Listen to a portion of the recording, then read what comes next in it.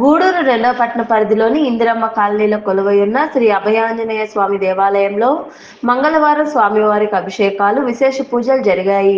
భక్తులు ఇరువుగా పాల్గొని స్వామివారిని దర్శించుకుని తీర్థ ప్రసాదాలు స్వీకరించారు.